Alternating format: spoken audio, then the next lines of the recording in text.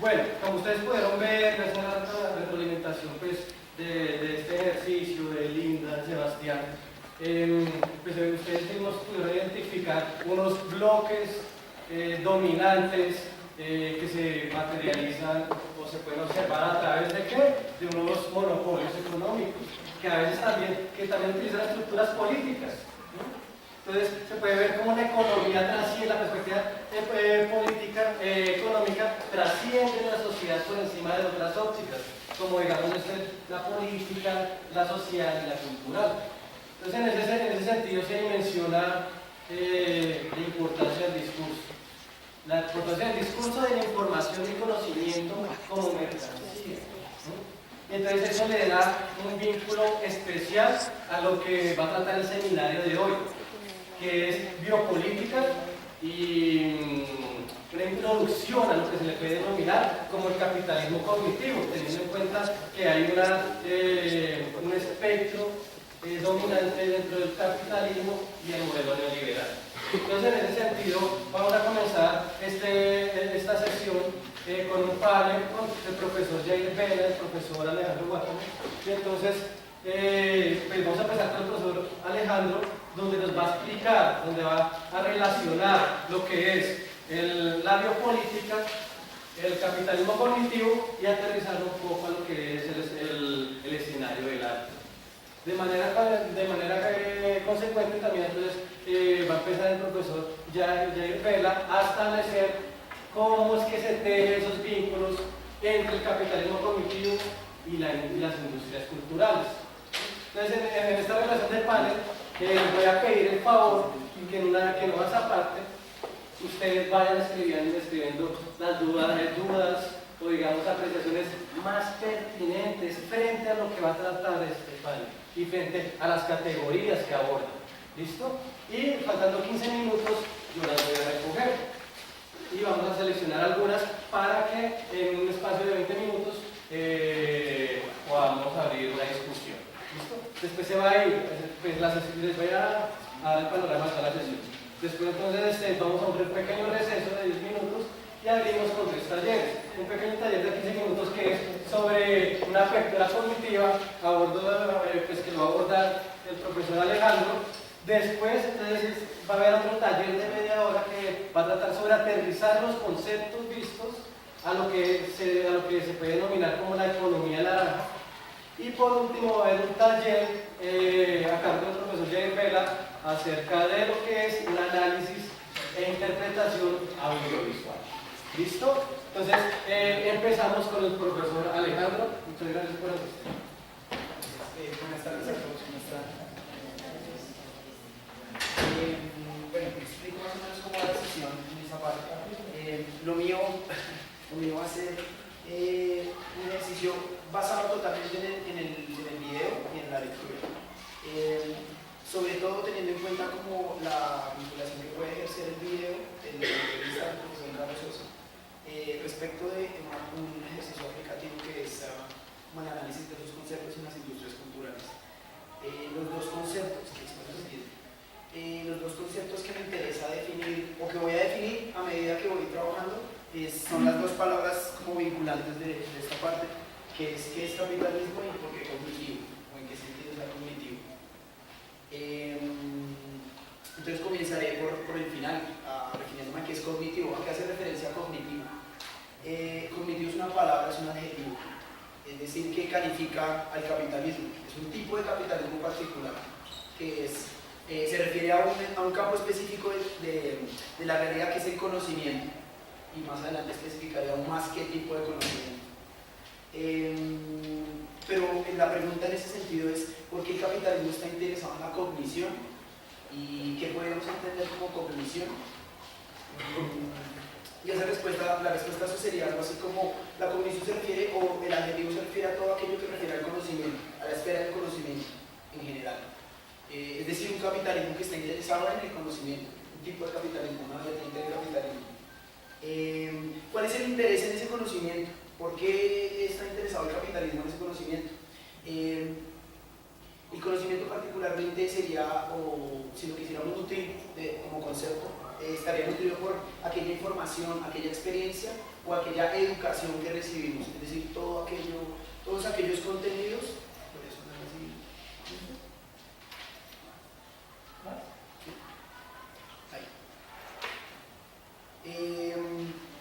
Todos aquellos contenidos de información, experienciales, educativos, entendiendo que diferenciamos entre experiencia y educación, que no son lo mismo. La educación es algo que nace estatalmente, es decir, es algo que nos promueve el sistema social, mientras que la experiencia es todo aquello que está por fuera de la escuela. Es decir, en esos tres ámbitos se forma el conocimiento. ¿Por qué el capitalismo está interesado en el conocimiento? ¿O cómo podríamos definir el conocimiento? A partir de esas tres experiencias, entendiendo que esa parte que dice comprensión teórica se refiere a la parte inferior, es decir, a la educación, y la práctica se refiere a lo que nosotros llamamos experiencia. Eso es lo que le interesa a ese tipo de capitalismo. ¿Por qué le interesa eso? ¿Cuál es la funcionalidad de eso? El conocimiento es lo que nos forma nuestra imagen de la realidad. Es decir, formamos una imagen de la realidad basada en el conocimiento que tenemos de ella. Aterrizando eso un poco más, algo más palpable sería como entender que la realidad la percibimos de acuerdo a esos dos ámbitos, a nuestra capacidad de aplicar todos esos conocimientos en los retos pues, que propone el sistema social. Me refiero a las formas en que discriminamos y aceptamos, es decir, las formas en que discriminamos y aceptamos están medidas por esa forma en que adquirimos el conocimiento. Y ese capitalismo está enfocado en eso, le interesa precisamente eso.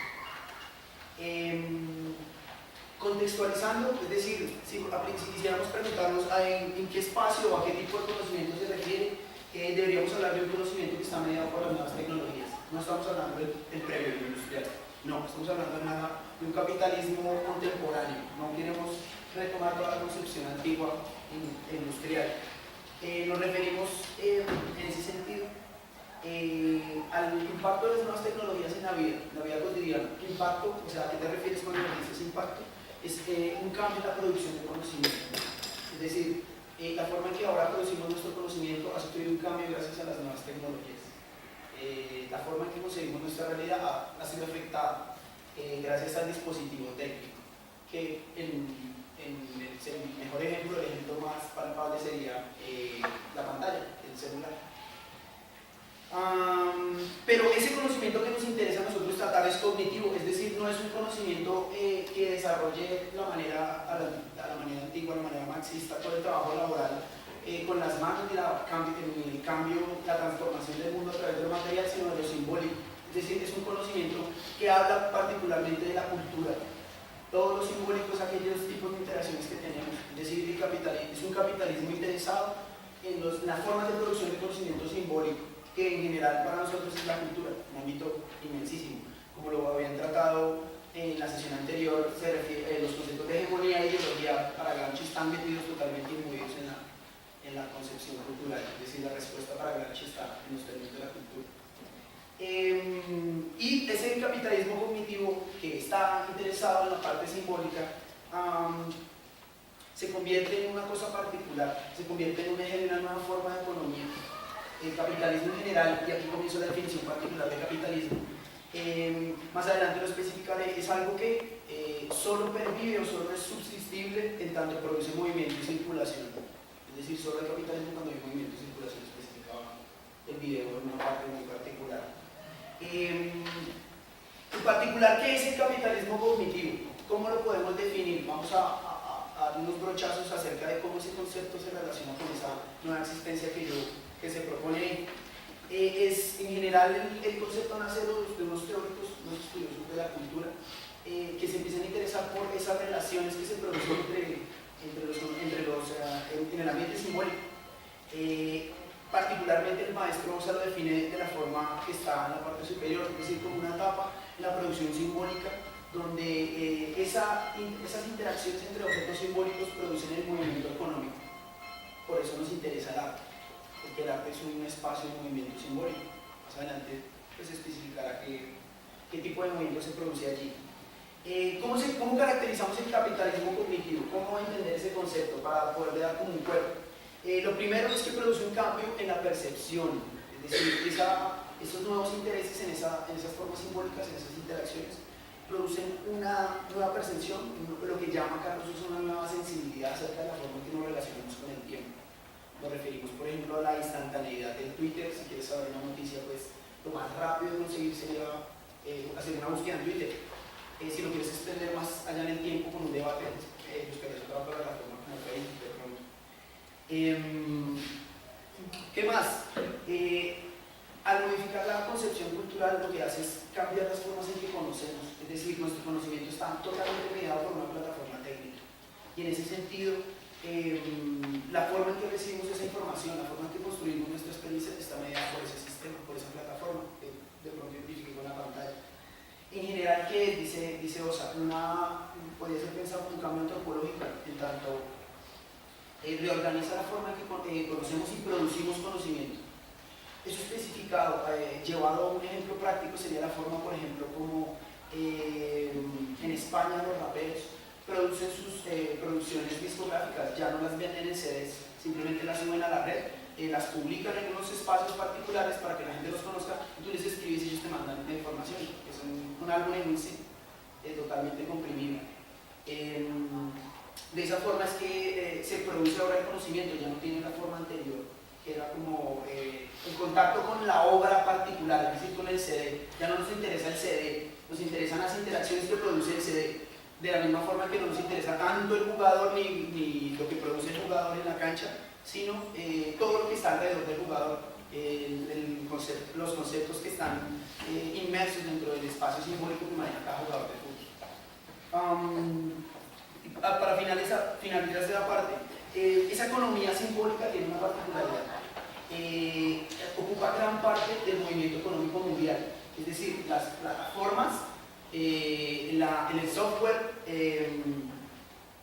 las economías también del cuerpo, es decir, el interés por la higienicidad, son las que mueven la mayor parte de la economía mundial. Es decir, no estamos hablando de un espacio pequeño dentro del universo económico mundial, sino de la mayor parte de la producción se produce en esos espacios, no en la producción fabril. No nos interesa ya el CD, nos interesa todo el movimiento industrial, pues en el sentido cultural, que está alrededor del CD y del artista. Y decía Carlos Sosa, eso genera una nueva riqueza para esas esferas de poder que tienen a cargo esos discursos. Las mercancías ya no nos importan por ser mercancías, ya no nos importa el CD, nos importa lo que está alrededor del CD, es decir, los espacios de interacción que se producen allá, la ropa, el consumo que se produce alrededor del concepto, por ejemplo, del hip hop, o del jazz, o del metal, o del punk, o de las diferentes industrias culturales que pues, el profesor va a especificar. Finalizo con una cosa particular. Allí hay un interés fundamental hacia que cuando el capitalismo cognitivo se aterriza en ¿dónde está el interés del capitalismo cognitivo? Está interesado en la creatividad. En tanto como gestores de nuestras propias subjetividades, estamos gestionando precisamente eso. Las formas en que nosotros nos creamos, porque vemos que estamos en un modelo liberal en el que se promueve la libertad y no al contrario.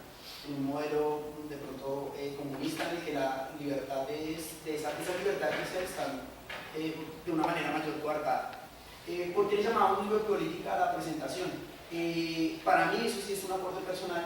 Lo que sucede con la aplicación del concepto del arte, del concepto del capitalismo cognitivo en el arte, es que lo que se sucede es eso, una biopolítica. ¿Qué es una biopolítica? Una definición, grosso modo, de biopolítica. Una biopolítica son las formas específicas de gobierno que aspiran a la gestión de los procesos biológicos, pero también lo que se va a ampliar a los procesos discursivos, la forma en que las políticas sociales permiten o no permiten tus formas de subjetividad. Es decir, es difícil que se produzca un rapero en un país en el que el acceso a la información es tan complicado que nunca llega el hip hop allá. Hacia eso me refiero. Y la forma en que el mismo establishment está encargado de producir esa incesante producción de subjetividades de una forma libertaria, de una forma democrática. Es decir, promueve el capitalismo dentro de su contradicción, promueve que haya una crítica hacia estas subjetividades, es decir, que haya más, no al contrario. Y en ese espacio es que está apropiándose la forma de la creatividad, de la forma en la que cada uno se construye como persona. Le interesan las relaciones entre esas subjetividades en tanto producen y generan un movimiento económico.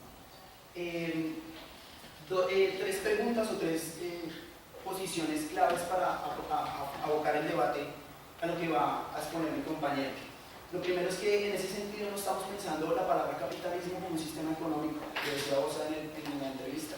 No lo lenguaje como una cultura, como una forma de ser dentro de un modelo de sociedad. Y en ese sentido, y por eso precisamente es que genera la crítica a esa subjetividad. En ese sentido no es un sistema económico, sino que dentro de sus contradicciones lo que hace es aprovecharse de eso para poder producir una economía, un nuevo movimiento. Y en tanto el lenguaje se concibe como la creatividad como un lenguaje, dentro del lenguaje la creatividad sería la forma de intercambio, es decir, intercambiamos conocimientos, intercambiamos subjetividades a través del lenguaje, y nuestro lenguaje en ese sentido es el capitalismo. Para cerrar, solo hay capitalismo cuando hay circulación, decía Osa, solo hay una forma de que el capitalismo no deje morir y es que ponga en circulación los conocimientos, es decir, él mismo está encargado de producir eso, no solo la crítica sino la diversificación de conocimientos. Eso aplicado a dónde? Nuestro interés en este momento, en esta parte del seminario, es que lo hagamos aplicado a las industrias culturales, en tanto son una forma simbólica muy importante dentro de la cultura, como el espacio que crea, como que está empoderado como el lugar central de la formación de subjetividades pues, en la contemporaneidad. Gracias, muchas gracias.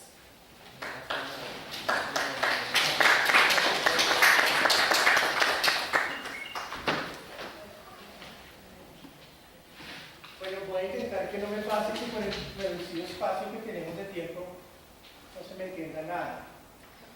Es difícil traducir esos conceptos que en principio son tan teóricos en sesiones de 30 minutos, que por ejemplo hoy se ve reducido a 15, 17 minutos. Antes que nada, entonces voy a ir más bien lento antes que apagado. Y prefiero no terminar la presentación que traía, pero que lo poco que exponga se entienda lo más efectivamente posible. Ok, bueno, intentémoslo todo. Bien, como bien lo dijo el compañero Alejandro, voy a hablar de industrias culturales. Básicamente voy a hablar de imagen y construcción de sentido, cómo construimos el sentido del mundo, qué sentido le damos al mundo, básicamente desde las imágenes mediáticas. Como subtítulo serían las industrias culturales en el semiocapitalismo. Tengo aquí una suerte de meme en donde ella le dice a él, para entender la cultura contemporánea tienes que entenderse bien. Y él le pregunta, ¿y eso qué significa? Básicamente la semiótica es el estudio del signo, es el estudio de signo y significado. Entonces, a lo que ella se está refiriendo es a que la cultura produce determinados signos y esos signos están disponibles para ser leídos. Y los podemos leer de manera crítica o los podemos leer de manera identitaria, identificándolos con esos signos, o criticándolos, como que no me convence mucho eso, o me identifico con el signo. Por eso hablamos de que la semiótica es una de las grandes herramientas para entender la cultura. Antes que nada, entonces quiero hacer claridad respecto a ciertas cosas del capitalismo cognitivo.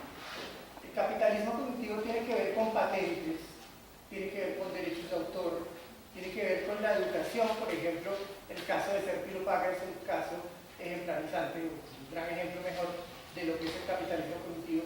Tiene que ver con alimentación, cuando patentan semillas, por ejemplo, seguridad alimentaria, un grupo se interesaba muy pertinentemente en eso la sesión pasada. Tiene que ver con la salud, cuando patentan una medicina y hasta los 20 años sacan la genérica. Tiene que ver con diseño industrial, patentan el diseño del último auto. Tiene que ver, por supuesto, con marcas y tiene que ver con espectáculo y entretenimiento. Yo me voy a enfocar en esa parte, en el capitalismo cognitivo desde el espectáculo y el entretenimiento, es decir, voy a hablar de industrias culturales. ¿Por qué? Porque es la parte del capitalismo cognitivo que más se relaciona con la comunicación, que es lo que nos convoca acá. El capitalismo cognitivo tiene que ver entonces con la regulación internacional de la propiedad intelectual. Tiene que ver con eso, la regulación internacional de la propiedad intelectual. ¿A manos de quién? Pues ya lo sabemos, de un régimen hegemónico que es el que reglamenta, el que regula esa propiedad intelectual. Pero también tiene que ver con el hecho de ver la globalización como un proceso de homogeneización cultural. Nos quieren a todos homogéneos, nos quieren a todos viendo el mundo de la misma manera. De eso es de lo que se trata. En últimas, ¿de qué estamos hablando entonces? De una crisis del conocimiento. Hay una crisis del conocimiento que por supuesto refleja una crisis civilizatoria. Esto es de proporciones bíblicas, llamémoslo así. Pero hay unas preguntas orientadoras que me interesa que sean las que acompañen este diálogo. Primero, pues, ¿qué son las industrias culturales? Quiero que finalmente todos de acá salgamos sabiendo qué son las industrias culturales. Segundo, ¿con qué herramientas podemos estudiarlas? Ya dije una semiótica, básicamente, ¿cierto? El estudio de los signos que nos van dejando ahí esas industrias culturales. Y tercera pregunta orientadora, ¿cuál es la relación entre industrias culturales y capitalismo político? Bien, pues a pesar de que suene un poco complejo, primero voy a hablar de estética y conocimiento. Estética y conocimiento y después de imagen y representación de la realidad. Rápidamente, la reflexión o desde dónde voy a hablar. No tuve un tiempo, como se puede evidenciar, de pasar esto a limpio, entonces recurriría a sus disculpas, perdón. Estamos hablando de creatividad, ¿cierto? La creatividad es el eje ahora de la economía. Eso lo vamos a entender con la economía naranja. La creatividad no es algo que esté aislado de los campos humanos, de los campos de conocimiento humano, ¿cierto? Entonces, al contrario, está relacionado con lo económico, con lo ético, con lo político, que es lo que se ha venido entendiendo en las últimas 3 sesiones. Y yo voy a hablar desde lo estético, desde la forma, desde la figura. Lo estético, por supuesto, tiene que ver con darle sentido estético al mundo, es decir, sentir el mundo. Desde dónde y cómo siento el mundo. Yo les digo a mis estudiantes de publicidad, no olviden nunca que estamos en la era del marketing emocional. Lo que generamos son emociones, ya ni siquiera vendemos marcas, vendemos emociones. Entonces esto tiene que ver es con lo estético, cómo se estetiza lo político. Básicamente de eso es de lo que estamos hablando acá. Esto se hace a través de las imágenes y los conjuntos de imágenes crean lo que llamamos comúnmente imaginarios. Imaginarios de la cultura de élite, imaginarios de la cultura de masas, imaginarios de la cultura popular, y pues obviamente no son como excluyentes, sino que habitan todos, o habitan en un mismo ecosistema comunicativo. Esta parte de la estética, si se dan cuenta, en cuanto a también un factor educativo, la han ido reduciendo y cada vez importa menos en ese balance del capitalismo cognitivo. O sea, nos quitan el arte, nos quitan la música, porque ¿de qué le sirve al chino que sepa, que haya recitado poemas de García Lorca? ¿De qué le sirve? O sea, si uno se pone a pensar un poquito y dice, como que mira el que pregunta de qué le sirve, le dice, no, pues ¿de qué crees que le sirve? O sea, pues para ser libre mentalmente, ¿cierto? La educación sensible nos la han recortado, eso es capitalismo cognitivo aplicado pues con sus políticas neoliberales.